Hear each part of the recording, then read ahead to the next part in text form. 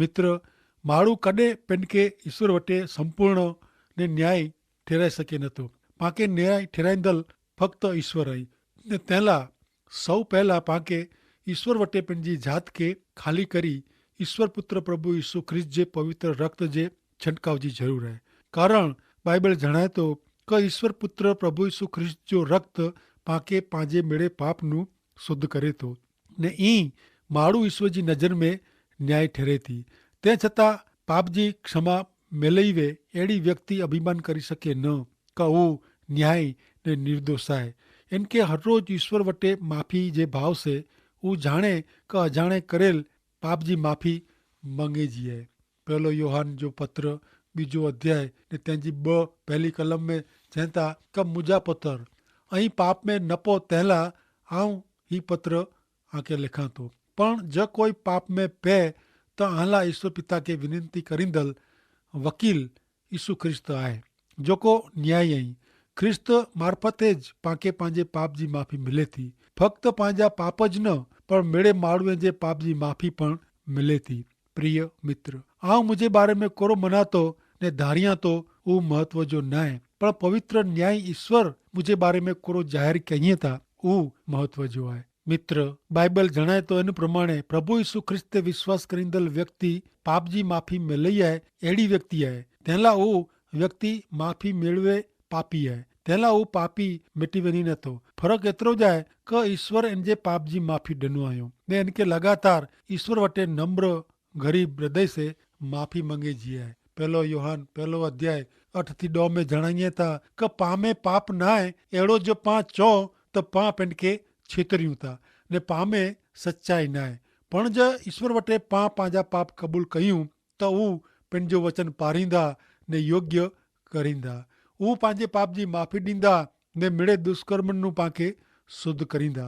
जो पां अहिड़ो चऊं कि पां पाप कयो ज न आहे त पां ईश्वर खे खोटा ठहिरायूं था ने उन्ही जो वचन पां में न आहे। 31वें अध्याय में पण अयूब पंहिंजे बारे में मोड़साए वताईंदे पिंड खासो ने भलो माण्हू आहे अहिड़ो ज़ाहिर करे थो। नेरियो 31वां अध्याय ने पहली कलम।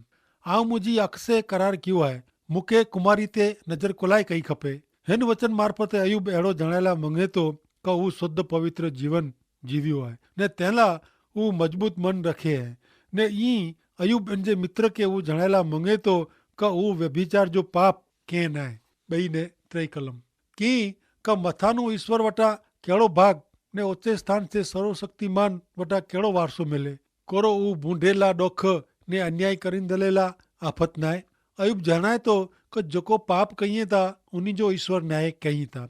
जॾहिं आऊं अहिड़ो कोई पाप कयो न आहे तॾहिं मुंहिंजी अहिड़ी दशा कोलाए थी आहे। अयूब 31:4-6। कोरो हू मुंहिंजा आचरण नथो नेरे ने मुंहिंजा मेड़े पगला नथो लखे। जो आऊं कपट रखी आचरण कयो वे अथवा जो मुंहिंजो पग ठगाई तरफ़ वरियो वे त अदल त्राजवे में मूंखे तोलियो खपे कि देव मुंहिंजो प्रमाणिकपणो जाणे।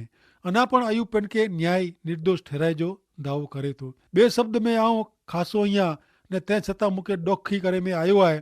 गुनो आऊं कयो न आहे छतां कोलाए मुंहिंजी अहिड़ी दशा ने हालत थी आहे अहिड़ो जणाए थो। 31वां अध्याय 7-11 कलम। जो मुंहिंजो पग वाट में जाए आॾो अवरो फेरियो वे ने मुंहिंजो हृदय मुंहिंजी अखीअ पुठियां हलियो वे ने जो मुंहिंजे हथ खे की कलंक विड़गियो वे त आऊं वावियां ने ॿियो वढी ने खाए। हा, मुंहिंजे खेतर जी उपज समोरी उखड़ी विझ में अचे। जो मुंहिंजो मन कोई स्त्री में लुभायो वे जो आऊं मुंहिंजो पड़ोसी जे दरवाजे वटे लाग नेरी ने लिकायो हुआं त मुंहिंजी पत्नी ॿिए जा ॾरणा ॾरे ने हू ॿिए माण्हू जी थी वञे। कीअं का हू त अघोर कुकर्म चवाजे। हा, हू अन्यायता न्यायाधीश जे हथे शिक्षा पात्र आहे। हिते पण अयूब पिन खे न्याय लिखाए थो। हू वीचारे में वाणी में क वर्तन से पाप कंहिं न आहे अहिड़ो हू जणाए रहियो आहे। मित्र, अयूब जो नैतिक जीवन शुद्ध हो। हू जेकी चए थो हू सचो आहे। तंहिं छतां जिन रीते एतिरे अभिमान से चए थो हू ख़ासो न आहे। हू पिन खे वधू ख़ासो लिखे थो ने तंहिं पोइ अहिड़ी ज रीते माण्हू जॾहिं पिन खे ॿिए करता ख़ासो वधू धार्मिक वधू पुण्य कर्म करींदड़ लिखे थो तॾहिं ईश्वर इन खे इन जी वास्तविक स्थिति जणाए था। मित्र, पां पंहिंजे पुण्य कर्म जे आधारे ने पंहिंजे निर्णय जे आधारे ईश्वर वटे 100% न्याय ठेरी सको नथा। एफेसियों के पत्र 2 अध्याय 8-9 में जणाय में आयो है कि मात्र ईश्वर जी कृपा से ज विश्वास मार्फते आंजो उद्धार थियो है। वो आसे बन्यो न है पण वो ईश्वर क्यों आयो तेला इनमें मोड़साई करे जड़ो किए न है कारण वो आजे पंहिंजे प्रयत्न जो परिणाम न है। ईश्वर पंहिंजा सर्जनहारा ही ने उन्हीं पाके अगाऊ नू नक्की करे प्रमाणे खासो कम करे जो जीवन जीवेला पाके ख्रिस्त साथे जे पंहिंजे संबंध से सर्जियो हुयो। माण्हू पंहिंजा प्रयत्न का पुण्य कर्म जे आसरे उद्धार कमाई सके नथो। ईश्वर जा पवित्र वचन प्रमाणे पंहिंजा मेड़े न्याय कम पुण्य क्रम ईश्वर नज़र में मेले चीथरे जड़ा आई। यसाया 64 ने 4 कलम में लिखल है कि जुने समय नो उनी सोयो नयो कन ते आयो न है ने वरी अखतो सिवाय अड़े बे कोई देव के डिठे न है कि जंहिंजी वाट नरींदल्ला खासो करे। मित्र बाइबल में ऊ पण जणाय में आयो है कि मात्र ईश्वर जी कृपा सेज विश्वास मार्फते आंजो उद्धार थियो है तेला इनमें वडाई करे जड़ो किए न है वो आजे प्रयत्न जो फल न है। एफएसी 2:8-9 में पण चेता कि मात्र ईश्वर जी कृपा सेज विश्वास मार्फते ज आंजो उद्धार थियो है वो आसे बन्यो न है पण वो ईश्वर जी कृपा से ईश्वर वो क्यों आयो तेला इनमें वडाई करे जो कि मोड़साई करे जड़ो किए न है कारण वो आजे प्रयत्न जो परिणाम न है। मित्र पाप जी माफ़ी का उद्धार माण्हू पंहिंजे प्रयत्न से मेळवी सके नथो। ईश्वर ज उन्हीं जी कृपा में पाप कबूलात करींदल के ने उन्हीं ते विश्वास करींदल के उद्धार पाप जी माफ़ी ने सार्वकालिक जीवन ॾिए था। एफएसी 2:1-5 कलम में लिखल है तो भूतकाल में अहीं आंजी आज्ञा भंग ने पाप जे कारणे आत्मिक रीते मरल वा उन टाणे अहीं दुनिया जे बूढ़े मार्ग प्रमाणे हलदा हुआ अहीं आकाश जी आत्मिक सत्ता जे अधिकारी के एतरे ईश्वर के अधीन न रोंदल लोक ते काबू धराईंदल आत्मा के अधीन रोंदा हुआ। हकीकत में ता पां मेड़े उन्हीं जड़ाज वाह ने पांजी बूंदी इच्छा प्रमाणे रोंदा वासी ने पांजी शारीरिक ने प्रमाणिक इच्छा प्रमाणे रोंदा वासी। बेमारी जी पां पण स्वाभाविक रीते ईश्वर जे कोप के लायक वाह पण ईश्वर जी कृपा एतरी भरपूर है ने पाते उन्हीं जो प्रेम एतरो महान है कि जडे नियम भंग जे कारणे पां आत्मिक रीते मरल वा तडे उन्हीं पाके ख्रिस्त साथे सजीवन क्यों ईश्वर जी कृपा से ज आंजो उद्धार थियो है। अयुब 31 अध्याय 12-22 कलम सुनो। भस्म करी वेझे ने मुझी मिड़े उपज जो मूर बारी वेझे अहिड़ो हिकिड़ी जात जो अग्नि आहे जॾहिं मुंहिंजे दास क दासी के मूं साथे कजियो थियो वे तॾहिं आऊं उन्हीं जो दावो हल्को लिखियो वे त जॾहिं ईश्वर उभा थिए तॾहिं आऊं कुरो कयां ने ऊ मूं वटां जवाबु मांगे त आऊं उनखे कुरो जवाबु ॾियां जेको मूंखे गर्भस्थान में बनायो ऊज कुरो इनके बनाए न हिकिड़ा ज ईश्वर असीं ॿोए खे गर्भस्थान में घड़ियो नयो करो जो ग़रीब के आऊं आशा भंग कयो वे ने विधवा जी अख के निराश कई वे अथवा मुंहिंजो घटो आऊं हिकिड़ो ज खाधो वे ने इन में जा अनाथ के भाग न मिलिया वे इनू उल्टो मुंहिंजी जवानी जे समय नू मुझे पंहिंजे छोकिरे वारे जी आऊं इनके ओछरियो आहे ने मुंहिंजी जन्म नू करी आऊं विधवा ला मार्गदर्शक थियो या जो आऊं कंहिंखे कपिड़े वग़ैरह मर्दे क ग़रीब के कपिड़े वग़ैरह ॾिठो वे जो ऊ मूंखे धन्यवाद ॾिने न आहे ने जो मुझे घेटे जे उन से इनके हूफ वरई न वे जो दरवाजे में वेठल न्यायाधीश के मुझे पक्ष जा जाणी ने आऊं अनाथ विरुद्ध मुझो हथ उगामियो वे तो मुझो हथ खबे में जा खरी पे ने मुझो हथ जोरी पे। अयुब कोई जोर जुलम के न है ऊ जणाए तो क ऊ कंहिंखे हैरान के न है अहिड़ो जणाए तो ऊ ता ॿिए खे मदद के है ने ई ऊ पंहिंजा करेल ख़ासा कम जणाए तो।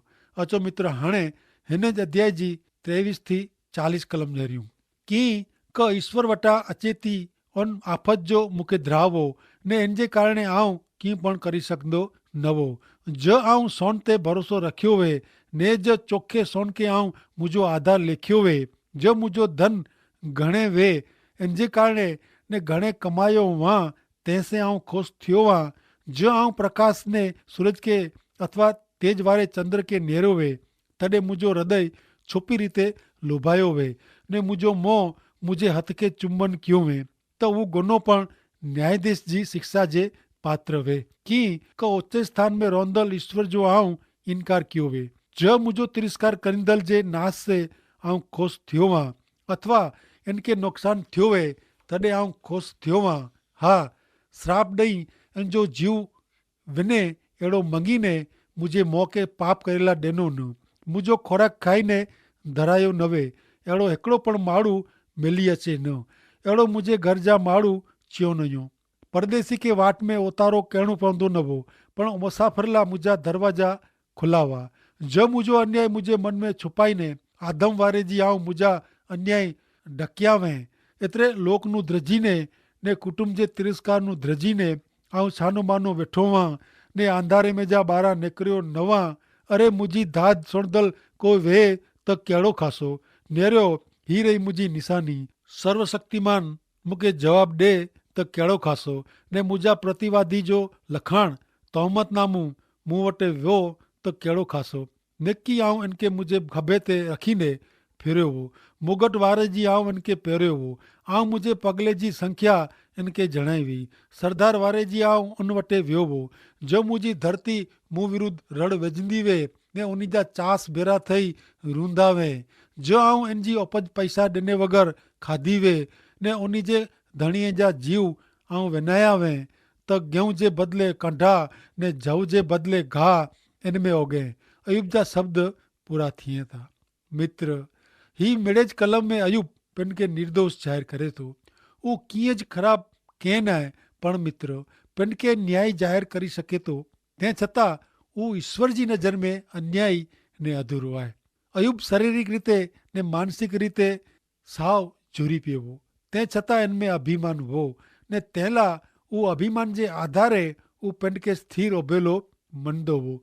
ईश्वर इन लाइ इच्छंदा कि उहो नम्र बने ने उहो ईश्वर वटि पंहिंजे अभिमान जे पाप खे क़बूल करी माफ़ी मांगे। हाणे अयुब पण पंहिंजो मोह बंदि करे थो ने हाणे 32 ते 37 अध्याय में हिकिड़ी नवी व्यक्ति पाण ॾिसंदी। उहो व्यक्ति जो न आहे अलीहू। अयुब 32 ते 37 अध्याय में अलीहू जो वाद विवाद नरेला मिले थो।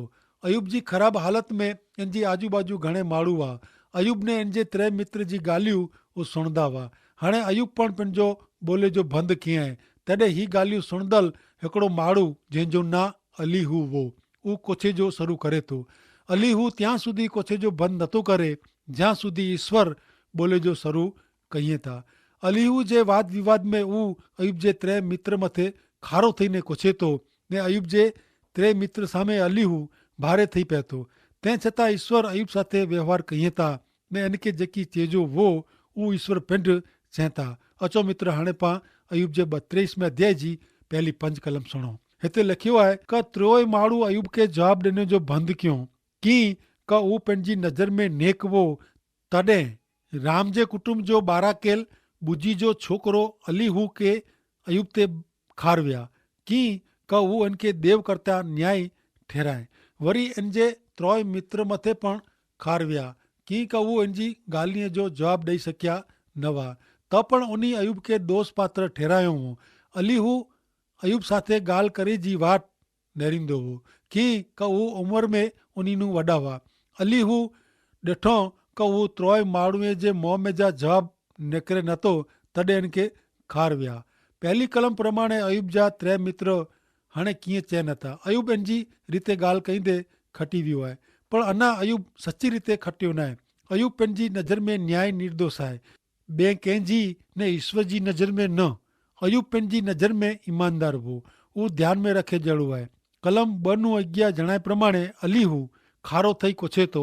कलम 2:3 प्रमाणे अलीहू 2 बाबति मथे खारो थिए थो। पहली बाबति उहा आहे कि अयुब पिन खे ईश्वर वटि निर्दोष अथवा न्याय ज़ाहिर कयो आहे।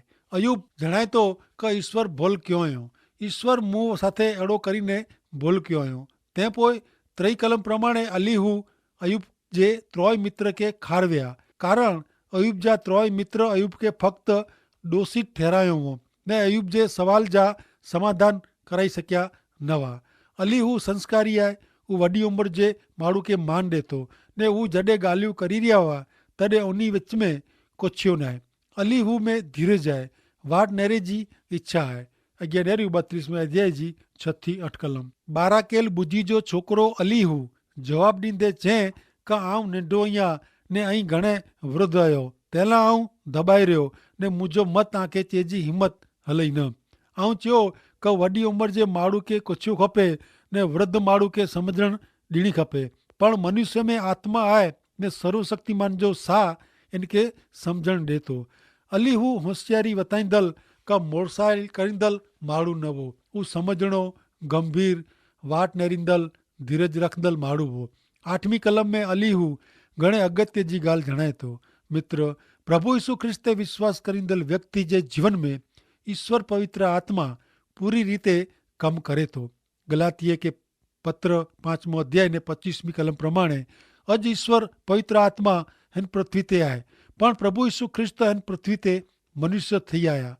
ते अगाऊ झूने करार में पवित्र आत्मा ईश्वर विश्वास करींदल अमुक व्यक्ति ते अमुक समय में उतरंदा हुआ। ई ईश्वर पवित्र आत्मा अमुक चौक्कस टाइम में अमुक चौक्कस कम करेला ईश्वर ते विश्वास करींदल व्यक्ति ते उतरी अचींदा हुआ। हू हमेशा माटे व्यक्ति में रहंदा न हुआ।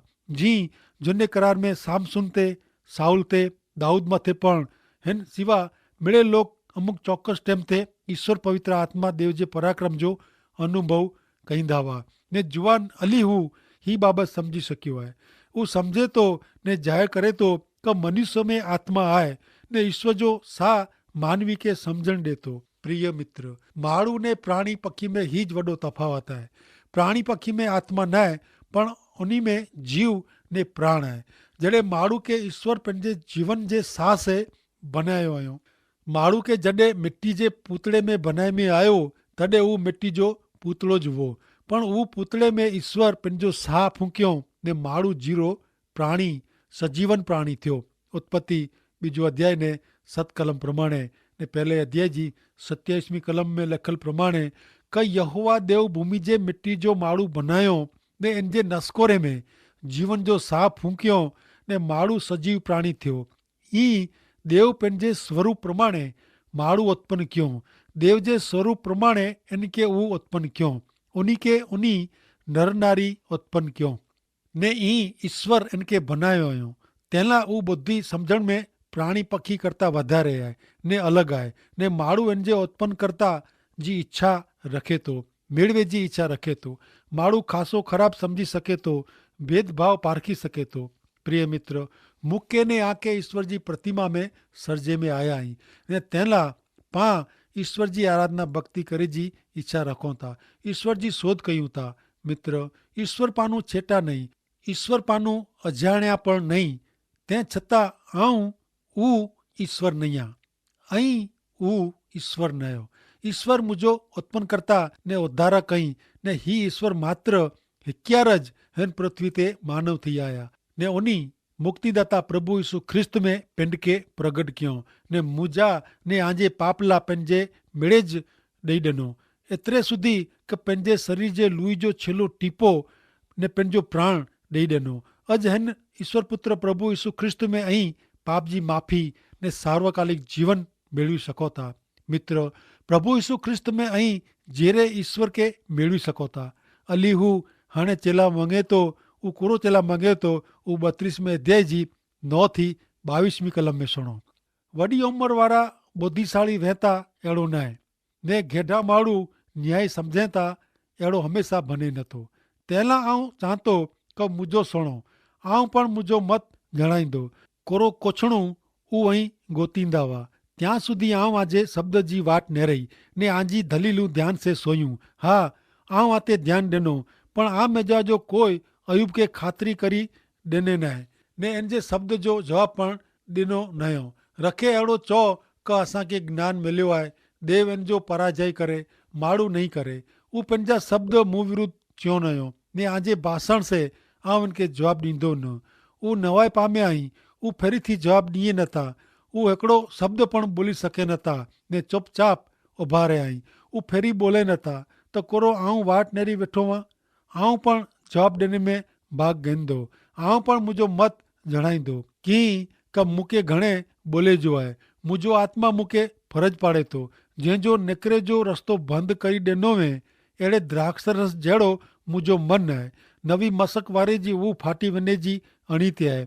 मुंहिंजो मन शांति थिए तंहिं लाइ आऊं बोलंदो। मुंहिंजे मुंहं से आऊं जवाबु ॾींदो। ऐं कोई माण्हू जो पक्ष कयां अहिड़ी आशा कृपा કરીને कोई रखजा न ने आऊं कोई माण्हू खे वखण जा इनाम ॾींदो न की क मूंखे ख़ुशामद कईंदे अचे नथो न का मुंहिंजो उत्पन्न करता मूंखे झपाटे कोठी गिने। अली हू चैला मङे थो क वॾी उमिरि वारा हमेशह ॿुधी वारा ने ज्ञानी वेंता अहिड़ो हमेशह सचो वे नथो ने तंहिं लाइ हाणे आऊं बोलंदो ने मुंहिंजो ऐं सुणो।